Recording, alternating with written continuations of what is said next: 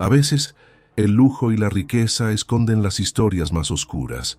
Detrás de los muros de una finca de campeones, donde todo debía ser perfecto, nació un pequeño burrito con una marca que lo condenó desde su primer aliento. Para su poderoso dueño, él no era una vida, era una vergüenza. Un error que debía ser borrado. Lo que nadie sabía era que el dolor silencioso de su madre y la promesa secreta guardada en el corazón de una mujer que se negó a mirar hacia otro lado, lo cambiarían todo. Esta no es solo una historia de rescate, es una historia sobre la crueldad que nace de la vanidad, sobre la fuerza de un amor que rompe cadenas y sobre cómo el ser más despreciado de todos puede enseñarle al mundo una lección inolvidable. Antes de sumergirnos en este relato, me encantaría saber desde qué rincón del mundo me acompañas hoy. Es una alegría inmensa para mí leer sus comentarios y sentir que estas historias viajan tan lejos, creando una conexión muy valiosa entre nosotros. Saber que podemos tocar corazones en tantos países y ciudades diferentes es lo que da sentido a todo esto. Por favor, deja un saludo aquí abajo y cuéntame desde dónde nos ves. Tu presencia hace toda la diferencia. En el corazón de la pampa argentina, donde el horizonte verde parece no tener fin, existía un lugar que no era una estancia, sino un monumento al ego. La estancia Vasconcelos no olía a pasto y a vida, sino a desinfectante y a dinero. Cada valla, cada establo, cada centímetro de tierra estaba diseñado no para acoger, sino para impresionar. Era el imperio de Heitor Vasconcelos, un hombre que no amaba a los animales, amaba la perfección que ellos podían representar. Su fortuna no se medía en billetes, sino en pedigrís, en la ausencia total de cualquier defecto que pudiera manchar su nombre. Él no criaba seres vivos, coleccionaba trofeos andantes, y su obsesión era tan grande como su soledad. Aquel día, el aire en el establo principal no era de celebración, sino de inspección. Heitor esperaba el nacimiento de una nueva promesa, un animal que continuaría su legado de pureza genética. Y entonces, bajo la luz tenue, el pequeño cuerpo de un burrito emergió, frágil y tembloroso, pero la mirada de Heitor no se llenó de ternura, sino de un profundo y helado desprecio. Justo en medio de la frente del pequeño, una mancha de pelo blanco, casi como una lágrima, rompía la monotonía oscura de su pelaje. No era una marca, era un insulto, un error vulgar en su obra de arte viviente, un recordatorio de que ni todo su dinero podía controlar la simpleza de la naturaleza. La orden fue tan cortante como el filo de una navaja. Llévenselo de aquí. Esas pocas palabras fueron la sentencia. El pequeño, que aún no tenía nombre, fue tratado como un objeto defectuoso, una pieza fallida en una cadena de montaje de élite. El sonido de su corazón asustado era lo único que llenaba el silencio de su condena. Heitor no podía soportar su presencia, pues esa pequeña mancha blanca era un grito silencioso que se burlaba de su poder, de su control. El burrito debía desaparecer, ser borrado del paisaje, convertido en un secreto vergonzoso antes de que el sol se pusiera por primera vez sobre su vida. Y así, con una brutalidad silenciosa, el pequeño fue arrancado de su madre, Lua. El rebuzno desesperado de ella resonó en el establo, una súplica desgarradora que nadie quiso escuchar. Con sus ojos llenos de pánico, vio cómo se llevaban a su cría hacia el rincón más oscuro y húmedo de la propiedad, el lugar reservado para lo roto, lo olvidado. No fue una simple separación, fue una amputación cruel, un vínculo sagrado roto por la vanidad de un solo hombre. Para Lua fue el comienzo de una agonía silenciosa. Para el pequeño, el primer sorbo de un mundo que ya lo había juzgado y condenado sin siquiera conocer el calor de su madre. La orden de Heitor fue un decreto de invisibilidad. El pequeño burrito no debía tener nombre, ni cuidados, ni una ración de comida digna. Los empleados de la estancia tenían prohibido mirarlo, tocarlo o incluso mencionarlo. Debía convertirse en un fantasma, una sombra errante en los márgenes de aquel imperio de perfección. Así, el castigo de Chico no era el golpe directo, sino el peso aplastante del silencio y la indiferencia. Cada día veía a otros animales ser cepillados y alimentados, mientras él aprendía lo que era el hambre y el frío, rodeado de una vida de la que no le permitían formar parte. Era una crueldad metódica, diseñada para quebrar el espíritu lentamente, sin dejar marcas visibles en la piel. Fue en medio de esta calculada frialdad que llegó Lía. A simple vista, la estancia Vasconcelos era un sueño, un lugar organizado, próspero y de una belleza imponente. Para ella representaba la oportunidad de un nuevo comienzo, un trabajo que le permitiría estar cerca de los animales, buscando en su nobleza una cura para las heridas que llevaba por dentro. Nadie en ese lugar sabía que su sonrisa amable escondía el eco de una culpa antigua, un dolor que el tiempo no había logrado suavizar. Ella buscaba paz en un lugar que, sin saberlo, albergaba una injusticia que pronto se convertiría en el espejo de su propio pasado. Lía cargaba con la memoria de un viejo burrito de su infancia, su amigo y confidente.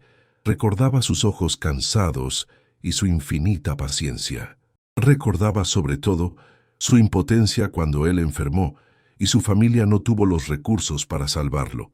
La imagen de verlo partir, de no haber podido hacer más por él, la había marcado para siempre, dejándole una sensación de fracaso que la acompañaba como una sombra. Era una herida silenciosa, la clase de dolor que solo entienden aquellos que han amado a un ser indefenso y han tenido que decirle adiós demasiado pronto, sintiendo que una parte de su alma se iba con él. Y entonces un día, mientras recorría los límites de la propiedad, lo vio. En un rincón olvidado, tiritando de frío y soledad, estaba Chico. Sus miradas se cruzaron solo un instante, pero fue suficiente. En los ojos de aquel pequeño ser abandonado, Lía no solo vio tristeza, vio el reflejo exacto de la mirada de su amigo perdido.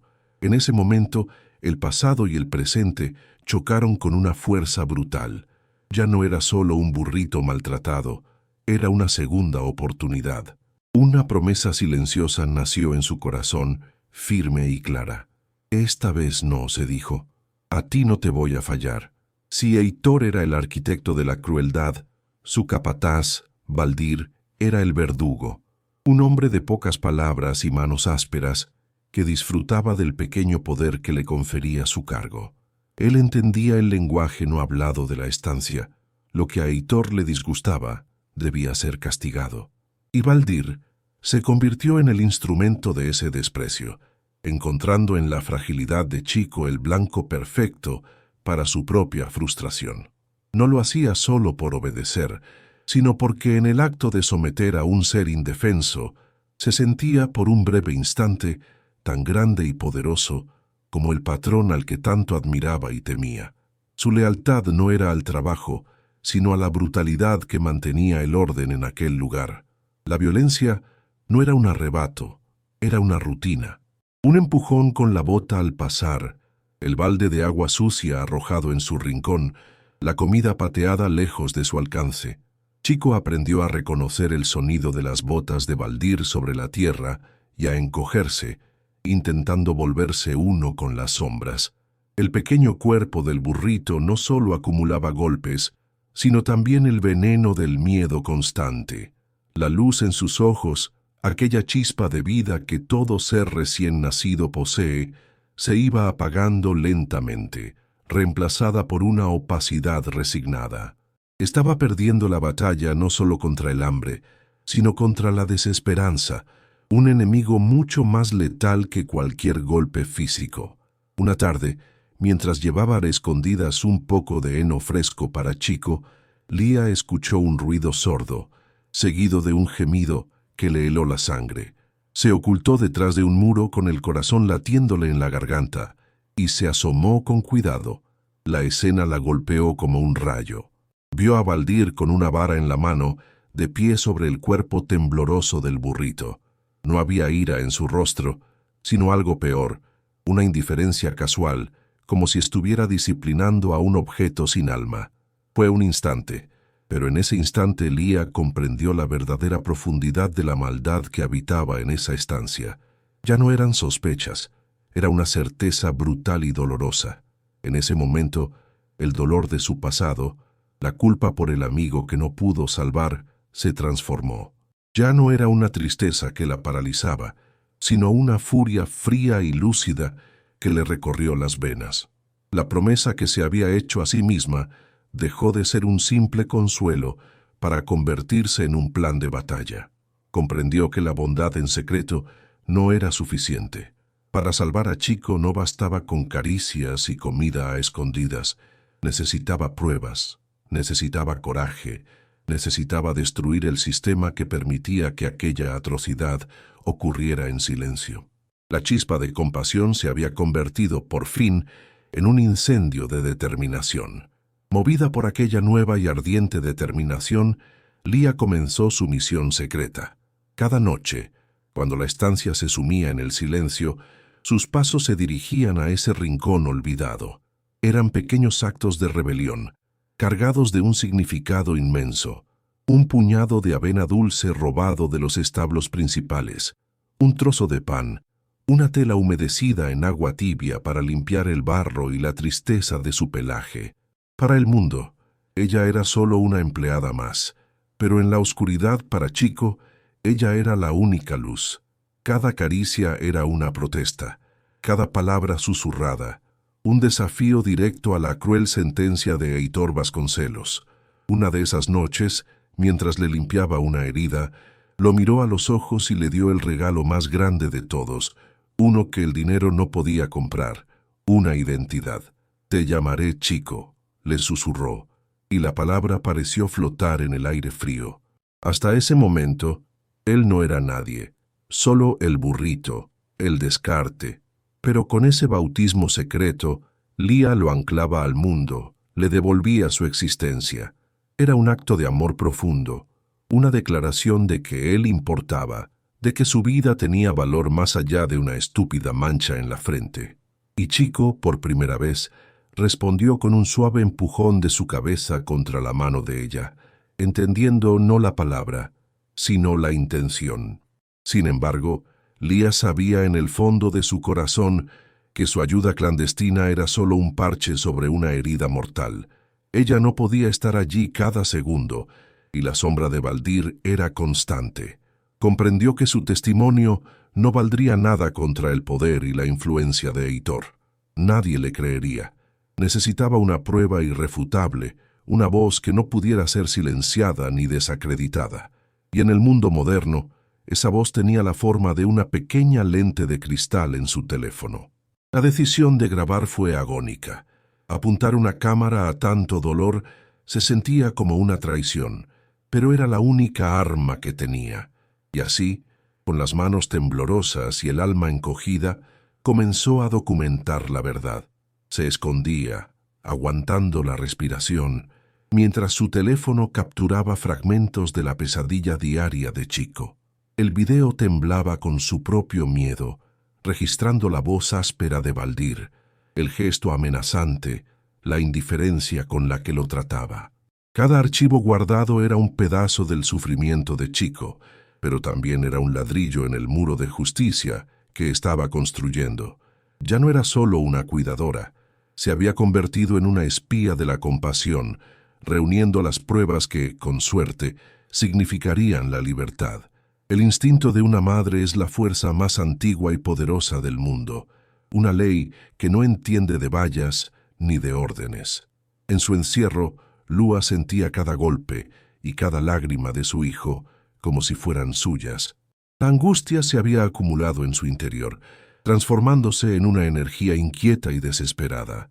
Durante días había estudiado el cerrojo de su establo, empujándolo con el hocico, probando su resistencia, y esa tarde, un descuido, un simple instante de distracción de un empleado, le dio la oportunidad que necesitaba. El cerrojo cedió. Lúa no salió caminando, salió disparada, un proyectil de amor y furia galopando por la tierra que la había visto sufrir en silencio. Baldir estaba a punto de descargar su ira sobre Chico, frustrado por un mal día. El pequeño burrito estaba acurrucado en un rincón, esperando el golpe que ya conocía tan bien, pero el golpe nunca llegó. En su lugar, una sombra veloz irrumpió en la escena como una tormenta. Era Lua. Sin dudarlo un segundo, se interpuso entre el hombre y su cría, con el cuerpo tenso y los dientes al descubierto. Baldir, sorprendido, retrocedió un paso, tropezando por la sorpresa. En los ojos de la burra no vio miedo. Vio un fuego que nunca había visto en ningún animal, el furor de una madre dispuesta a todo. Con su hijo protegido detrás de ella, Lua levantó la cabeza hacia el cielo y liberó el grito que había estado atrapado en su garganta durante semanas. No fue un simple rebuzno, fue un sonido gutural, profundo y desgarrador que rasgó la paz artificial de la estancia. Era un grito de guerra y de lamento, un rugido que contaba toda la historia de su dolor, de su impotencia y de su amor infinito. Aquel sonido llevaba el peso de cada injusticia, de cada noche de soledad de su pequeño. Era un grito de acusación tan claro y potente que pareció hacer temblar los cimientos de aquel imperio de crueldad. El eco de aquel rebuzno se extendió por toda la propiedad y por primera vez el trabajo se detuvo.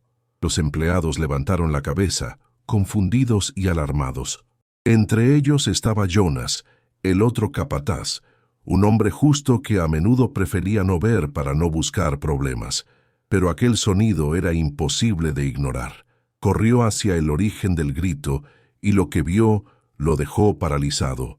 Lua, protegiendo a su cría temblorosa, enfrentándose a un Baldir acorralado y expuesto.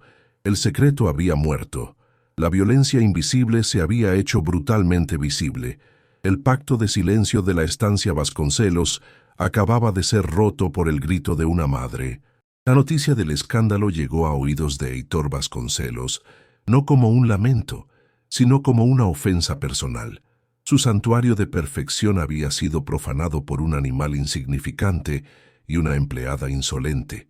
La humillación pública en su propio territorio desató en él una furia helada, la ira de un rey cuyo poder ha sido cuestionado. Su respuesta fue inmediata, desproporcionada y cruel. Esa misma tarde dictó la sentencia final. Lua sería enviada al matadero al amanecer, una lección para cualquiera que osara desafiarlo. Y Chico, la raíz de todo el problema, sería abandonado a su suerte para que la naturaleza hiciera el trabajo sucio. Era su forma de borrar la mancha, de restaurar el orden a través del terror. La noticia corrió por la estancia como un veneno, y cuando llegó a oídos de Lía, sintió que el suelo desaparecía bajo sus pies. El tiempo se había acabado. Ya no había margen para planes elaborados. La cuenta atrás para la muerte había comenzado. Con el pánico anudado en la garganta, corrió a buscar a Jonas. Lo encontró con la mirada perdida, la imagen de la burra protegiendo a su cría grabada en su mente. Lía lo agarró del brazo, sus ojos suplicando.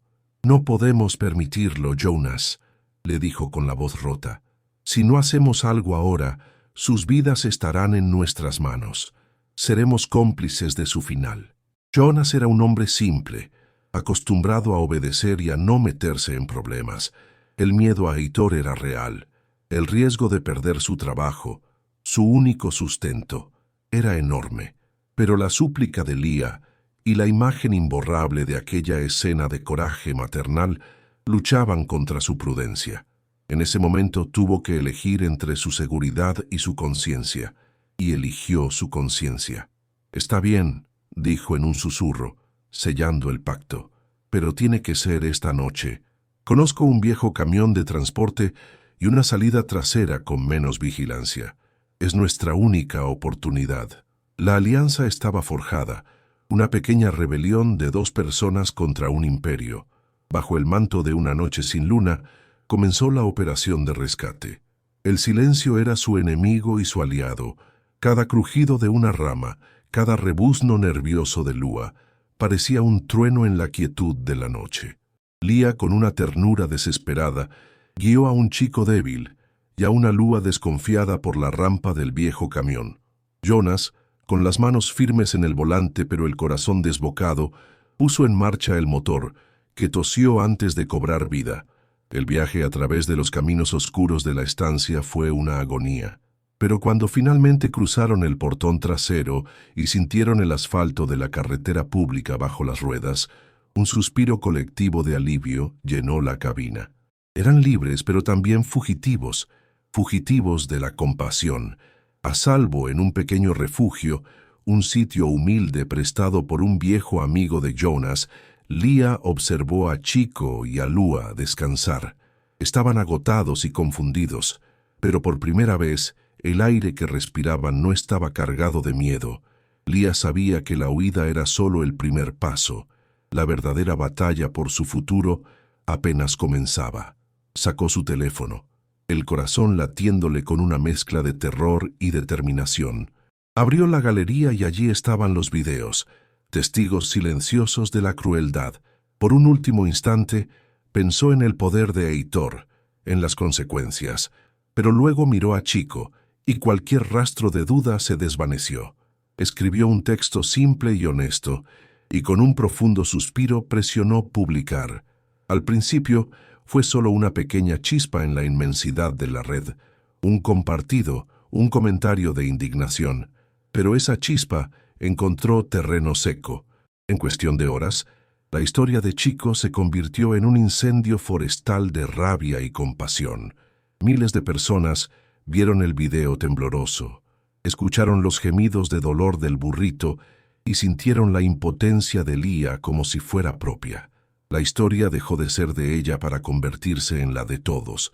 El nombre de Chico fue escrito y compartido miles de veces, transformándolo de un animal anónimo en un símbolo de todas las víctimas inocentes de la crueldad humana. El clamor digital fue tan fuerte que rompió la barrera del mundo virtual. Los periodistas, atraídos por la tormenta en las redes sociales, comenzaron a investigar. El nombre Estancia Vasconcelos, antes sinónimo de prestigio y excelencia, ahora estaba irrevocablemente manchado, asociado a la barbarie y al abuso. La cara de Heitor apareció en los portales de noticias, no como un empresario de éxito, sino como el villano de una historia que había conmovido al país. La crueldad que había prosperado en el secreto de sus tierras ahora estaba expuesta a la luz cegadora del escrutinio público. La presión se volvió insostenible. Las autoridades, bombardeadas por denuncias y por el clamor de la opinión pública, no tuvieron más remedio que actuar. La Policía Ambiental emitió un comunicado oficial anunciando la apertura de una investigación formal contra Heitor Vasconcelos y su estancia. Lo que había comenzado como la promesa silenciosa de una mujer asustada se había convertido en un caso oficial. Al ver la noticia en la pantalla de su teléfono, Leah sintió por primera vez que no estaba sola. Las ruedas de la justicia, lentas pero poderosas, habían comenzado a girar. El imperio de cristal de Heitor Vasconcelos comenzó a desmoronarse. Su nombre, antes un pasaporte para los círculos más exclusivos, era ahora una marca de infamia. Socios comerciales se distanciaron, amistades se evaporaron y el respeto que tanto se había esforzado por construir se convirtió en desprecio. El hombre que había vivido obsesionado con la imagen pública ahora estaba atrapado en la peor de todas, la de un monstruo. Se encontró solo, atrincherado en su estancia, mientras el mundo que había despreciado desde su torre de marfil ahora lo juzgaba sin piedad. Su mayor temor se había hecho realidad. Era imperfecto a los ojos de todos. El video de Leah no solo mostró una verdad, sino que también encendió una llama de coraje en otros, exempleados que habían sido despedidos o que se habían ido por no soportar el ambiente tóxico de la estancia, comenzaron a hablar. Emergieron nuevas historias, nuevos testimonios de la frialdad de Heitor, de otros animales tratados como meros objetos, de la cultura del miedo que él había impuesto. La historia de Chico ya no era un caso aislado, sino la punta del iceberg de un sistema cruel y vanidoso. El valiente acto de Leah Había creado un coro de voces que, juntas, eran demasiado fuertes para ser ignoradas. Con el peso de la evidencia acumulada y la presión pública alcanzando un punto de ebullición, la justicia actuó con contundencia. Las autoridades intervinieron la estancia Vasconcelos. La imagen de los oficiales caminando por los establos inmaculados, revisando registros y evaluando a cada animal, fue la representación visual de la caída de Heitor. Fue despojado de la gestión de su propia finca, su poder anulado por la ley que él creía poder ignorar. El lugar que había sido su fortaleza y su símbolo de dominio se convirtió en la escena de su más grande humillación. Finalmente, llegó la decisión oficial. Un juez, basándose en las pruebas irrefutables, determinó que Heitor Vasconcelos representaba un peligro para el bienestar de los animales a su cargo, y en un acto de justicia poética, Chico y Lua fueron oficialmente entregados a la custodia de una ONG de bienestar animal que había seguido el caso de cerca.